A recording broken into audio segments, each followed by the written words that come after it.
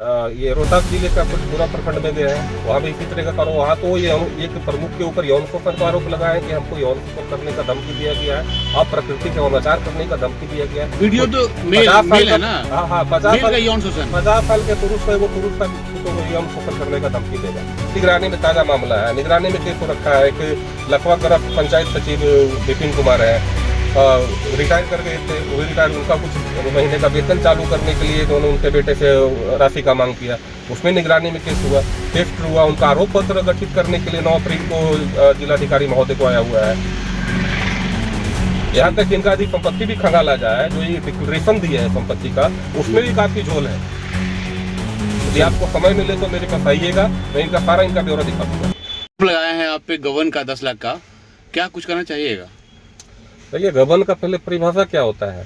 गबन का मतलब होता है कि बिना काम कराए पैसा निकल गया, उसको न गबन कहा जाता है। जब जेई के द्वारा ये कहा जा रहा है कि सभी कार्यस्थल पे पूर्ण है, नियम के अनुसार किया गया है, उसकी माफी पुस्तिका दर्ज है, वो गबन कैसे हुआ? जहाँ तक लेबर मेट का सवाल है, तो लेबर मेट हमसे कर्ज उधार लिया लेबर को देने के लिए, क्योंकि लेबर तो डेली पैसा लेता है। वो तो 2 महीना, 4 महीना, 6 महीने का इंतजार नहीं करेगा, उसका बाल बच्चा भूखे तो रहेगा नहीं। वो लोग डेली दिहाड़ी मजदूर होता है, 300-400 रुपये मिलता है, फिर उसका घर कारोबार चलता है। तो लेबर मेट हमसे पैसा लिया, अब जब उसको पैसा मिले तो हमको ला करके दे दिया, तो ये गबन कैसे हुआ? तो सरकारी खाते से तो मेरे निजी खाते में डायरेक्ट आया नहीं है। नियम कहता है कि सरकारी खाता मतलब पंचायत का खाता, उससे किसी जनप्रतिनिधि या उसके परिवार या उसके एजेंसी पर नहीं जाना चाहिए। तो पंचायत के खाते से तो डायरेक्ट मेरे खाते में राशि आई नहीं।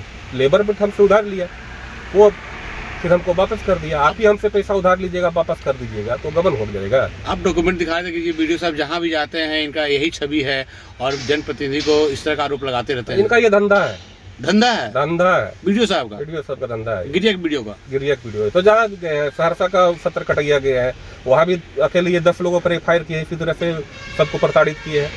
आपका ये रोहतास जिले का फुलपुरा प्रखंड में गया है, वहाँ भी इसी तरह का करो। वहाँ तो ये एक प्रमुख के ऊपर यौन शोषण का आरोप लगा है कि हमको यौन शोषण करने का धमकी दिया गया है और प्रकृति के अनाचार करने का धमकी दिया गया है। वीडियो तो मेल है ना? हाँ 50 साल के पुरुष को, वो पुरुष का तो यौन शोषण करने का धमकी देगा। वीडियो यौन शोषण का है, पुरुष यौन शोषण का है, ऐसा ही आरोप लगाए। सोच सकते हैं कितना घिनौना ये आरोप लगाते हैं। हमारे गिरियक में जब आए तो ये महिला प्रमुख जो हमारे श्रीमती रजनी कुमारी, उनको भी खूब प्रताड़ित किए हैं।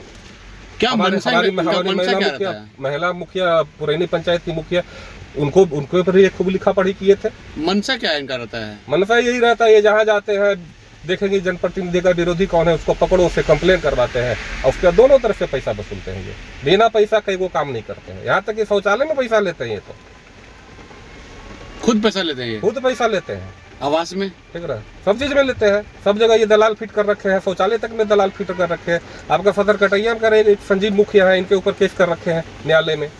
इसी तरह का मामला है। ये परसेंटेज का मांग किए थे, मुखिया जी नहीं दिए तो उनको पर ये केस कर दिए। फिर जाके मुखिया जी न्यायालय में केस किए कि हमसे परसेंटेज मांगता है। यहाँ तक कि उनका आरोप है, उसका मैं लिखित आपको दिखा दूंगा। यहाँ तक आरोप है कि इन्होंने परसेंटेज नहीं दे मिलने पर इन्होंने बोला कि मेरे पास बहुत सारा आदमी, आपको हम जान ही बर्बाद करेंगे। यहाँ तक उनका लिखित आरोप है। वीडियो साहब का, वीडियो साहब बोले हैं कि मुखिया को जान मरवा सकते हैं, संजय मुखिया को परसेंटेज नहीं दिया तो हम अपना आदमी साहब को मार या मरवा सकते हैं। ऐसा तक लगता है आपको? आप सोच सकते हैं कैसा आदमी है ये। तो आपको भी फंसाना चाहते हैं ये? फंसाना चाहते हैं, लेकिन हम फंसने वाले नहीं हैं। क्या लगता है कोई कुछ आवास या किसी कमीशन में इनको नहीं मिल पाया होगा, इस वजह से इस तरह का आरोप लगा है? इनको ऊपर अभी निगरानी में ताजा मामला है, निगरानी में केस हो रखा है। एक लखवा ग्राम पंचायत सचिव विपिन कुमार है, रिटायर कर गए थे, वो भी रिटायर, उनका कुछ महीने का वेतन चालू करने के लिए उन्होंने उनके बेटे से राशि का मांग किया, उसमें निगरानी में केस हुआ, टेस्ट हुआ। उनका आरोप पत्र गठित करने के लिए 9 अप्रैल को जिलाधिकारी महोदय को आया हुआ है।